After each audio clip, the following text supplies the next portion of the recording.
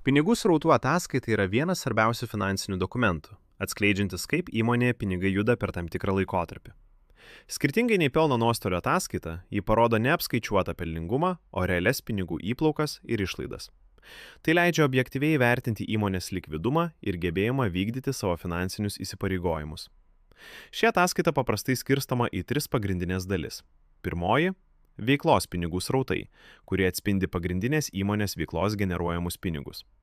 Antroji - investiciniai srautai, susiję su ilgalaikio turto įsigijimu ar pardavimu. Trečioji - finansiniai srautai, apimantis paskolas, dividendus ar kapitalo pokyčius.